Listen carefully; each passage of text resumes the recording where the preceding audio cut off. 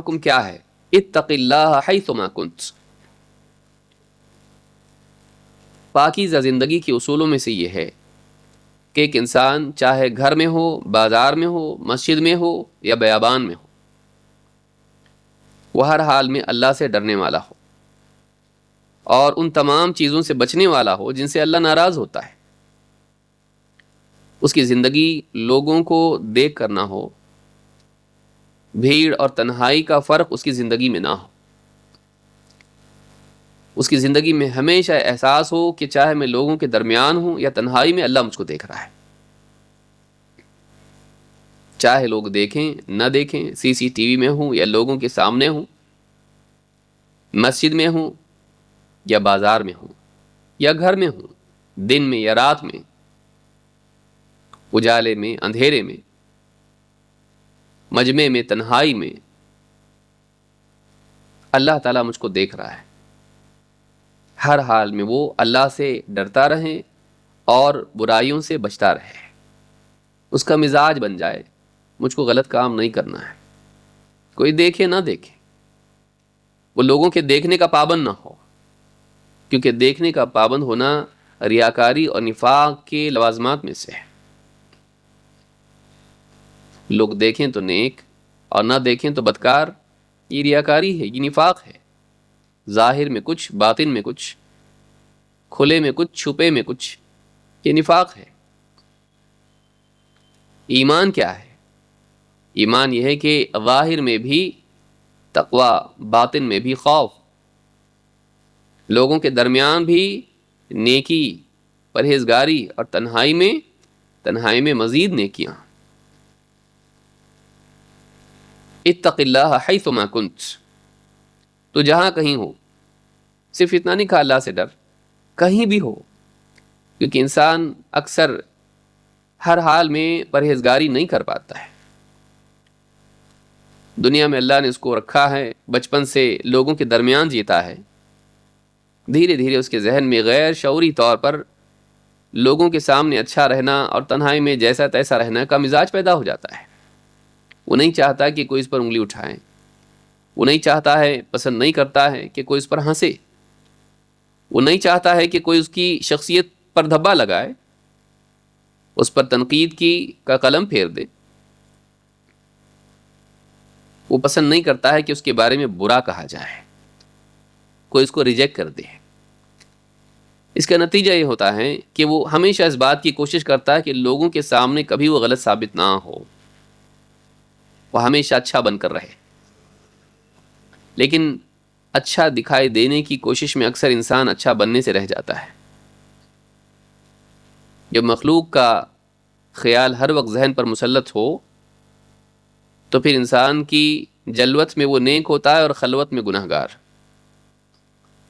لوگوں کے سامنے تو نیک بنا رہتا ہے، لیکن لوگوں کو دیکھتے دیکھتے، لوگوں کا خیال کرتے کرتے اس کے ذہن سے رب العالمین کا خیال اوجھل ہو جاتا ہے کہ ان سے اوپر بھی کوئی ہے جو مجھ کو دیکھ رہا ہے.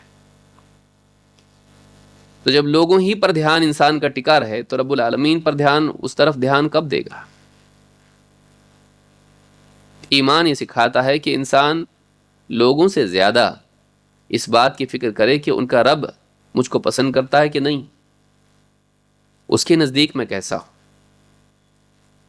اور وہ دیکھیں نہ دیکھیں، وہ تو ظاہر کو دیکھ رہے ہیں، یہ باطن کو دیکھتا ہے، اندر کو دیکھتا ہے، میرے دل کی کیفیات، میرے دل کے خیالات، میرے جذبات، میری نیات، ان تمام چیزوں کو دیکھتا ہے. تو کہیں بھی ہوں میں، چاہے لوگوں کے درمیان ہوں یا تنہائی میں، اتق اللہ حیثما کنت. تو جہاں کہیں ہو اللہ سے ڈرتا رہے. سوال یہ کہ تقوی کیا ہے؟ یہاں اتق اللہ کہا گیا، اللہ سے ڈرتا رہے، اللہ کا تقوی اختیار کر. تو تقوی ہے کیا؟ الراغب الاصفہانی اپنی کتاب مفردات فی غریب القرآن میں کہتے ہیں، المفردات فی غریب القرآن، یہ قرآن کے الفاظ کے معانی کی کتاب ہے کہ ایک ایک لفظ میں اس کا کیا معنی ہے. کہتے ہیں وَالتَّقْوَى جَعْلُ النَّفْسِ فِي وِقَایَةٍ مِّمَّا يَخَافُ. تقوی یہ ہے کہ انسان اپنے آپ کو جن چیزوں سے وہ ڈرتا ہے حفاظت میں لے آئے. اپنے آپ کو بچاؤ فراہم کرے، سیکیورٹی پرووائڈ کرے اپنے آپ کو ایسی چیزوں سے جس سے اس کو رسک ہے، خطرہ ہے، جن سے وہ ڈرتا ہے. ہذا تحقیق ہو، کہتے ہیں کہ واقعی معنی تقویٰ کا یہ ہے. ثم یسمى الخوف تارة تقویٰ، لیکن پھر تقویٰ خوف کو بھی کہا جاتا ہے. تقویٰ کا اصل معنی بچاؤ ہے، بچانا اپنے آپ کو ان چیزوں سے جن سے ہم ڈرتے ہیں. لیکن چونکہ وہ خوف کی بنیاد پر ہوتا ہے، خطرے سے بچنے کا مزاج انسان کا ہوتا ہے، لہٰذا اس خوف کو بھی تقویٰ کہتے ہیں، کیونکہ اسی خوف کی بنا پر انسان بچتا ہے. تو اصل تو خوف ہوا، اور بچنے کا عمل اس خوف کا نتیجہ ہے. تو اس خوف کو بھی تقویٰ کہا جاتا ہے، کیونکہ بچاؤ کی، حفاظت کی کوشش اسی خوف کے نتیجے میں وجود میں آئی. ابن رجب رحمہ اللہ اپنی کتاب جامع العلوم والحکم میں کہتے ہیں، اور یہ وہ کتاب ہے جو امام النووی کی کتاب الاربعین، اس کتاب کی شرح ہے. الاربعون النوویہ جو 40 حدیثیں مشہور کتاب ہیں، اس کتاب کی شرح ہے، اس کا ایکسپلینیشن ہے. جامع العلوم والحکم، اس میں کہتے ہیں وَأَصْلُ التَّقْوَى أَن يَجْعَلَ الْعَبْدُ بَيْنَهُ وَبَيْنَ مَا يَخَافُهُ وَيَحْذَرُهُ وِقَایَةً تَقِيهِ مِنْهُ. تقویٰ کی اصل کیا ہے؟ واقعی تقویٰ جڑ کے اعتبار سے کیا ہے؟ أَن يَجْعَلَ الْعَبْدُ بَيْنَهُ وَبَيْنَ مَا يَخَافُهُ، بندہ اپنے اور اس چیز کے درمیان جس سے وہ ڈرتا ہے، ما يَخَافُهُ وَيَحْذَرُهُ، جس سے گھبراتا ہے، بچنا چاہتا ہے، وقایةً تقیہ منہ، ایسی آڑ پیدا کر دے، ایسا بچاؤ پیدا کر دے جس کے ذریعے سے اس خطرے کی چیز سے، نقصان کی چیز سے جس سے وہ ڈرتا ہے، بچے. فتقوى العبد لربه ان يجعل بينه وبين ما يخشاه من ربه، پس بندے کا اپنے رب سے ڈرنا، اپنے رب کا تقوی اختیار کرنا یہ ہے کہ وہ اپنے اور اس چیز کے جو رب کی طرف سے اسے خوف ہے، اس دونوں کے درمیان میں آڑ پیدا کر دے، اپنے اور اس خطرے کے درمیان رکاوٹ اور بچاؤ کی صورت پیدا کر دے. من غضبہ وسخطہ وعقابہ وقایۃ تقیہ من ذلک، اللہ کے غضب، اس کے غصے، ناراضگی اور اس کی سزا سے بچاؤ پیدا کریں جس سے وہ بچ سکتا ہو. گویا کہ جیسے ڈھال اپنے اور رب کے عذاب کے درمیان رکھے، جس کے ذریعے سے اس سے بچ سکے. لیکن کیسے بچے گا؟ وہ کیا ہے؟ وہ ڈھال کیا ہے؟ وہ بچاؤ کیا ہے؟ وہ وقایہ کیا ہے؟ کہتے ہیں وہ فعل طاعتہ واجتناب معاصیہ. یہ بچاؤ کیا ہے؟ کہتے ہیں یہ اللہ کی فرما برداری کا کرنا ہے، اللہ کی طاعت کا اہتمام، اور اس کے معاصی، اس کی معصیت، اس کی نافرمانی سے بچنا ہے. تو تقوی اصلاً خوف ہے اللہ کا اور اللہ کی ناراضگی کا، اور اس ناراضگی کے نتیجے سزا کا. پھر اس کے بعد دوسرے مرحلے میں تقوی ہے اس عمل کا جو اس ناراضگی سے، اس خطرے سے، اس سزا سے بچنے کے لیے آدمی کرتا ہے. وہ کیا کرتا ہے؟ 2 چیزیں کرتا ہے. ایک کرنے کے کام کرتا ہے اور بچنے کے کاموں سے بچتا ہے. اللہ کیسے ناراض ہوتا ہے؟ جب انسان کو اللہ حکم دے اور پورا نہ کرے، اللہ ناراض. اور اللہ تعالیٰ کسی چیز سے منع کرے، انسان وہ توڑ دے، وہ حکم توڑ دے، اس کا ارتکاب کرے، اللہ ناراض. ابلیس کی مثال میں اللہ کے حکم کی نافرمانی ہے، اور آدم علیہ السلام کی مثال میں اللہ کے منع کی ہوئی چیز کا ارتکاب ہے.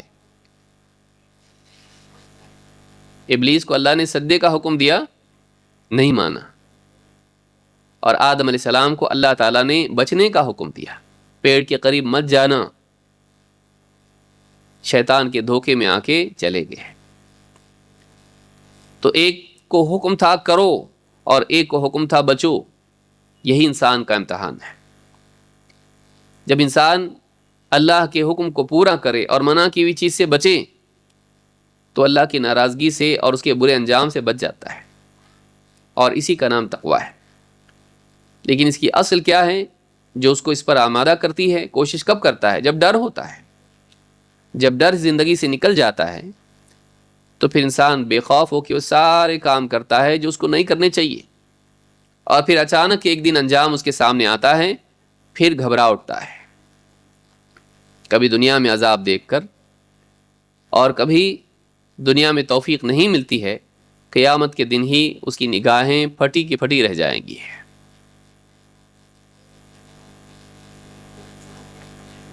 جیسے اللہ نے قرآن کریم میں فرمایا، رجال لا تلہیہم تجارت ولا بیع عن ذکر اللہ واقام الصلاۃ وایتاء الزکاۃ یخافون یوما تتقلب فیہ القلوب والابصار. اللہ کے نیک بندوں کا حال کیا ہے؟ یہ مرد ہیں، رجال ہیں، یہ لوگ ہیں، اللہ کے خاص بندے ہیں، جنہیں لا تلہیہم تجارت ولا بیع، جنہیں ان کی تجارت اور ان کا بیچنا غفلت میں نہیں ڈالتا ہے.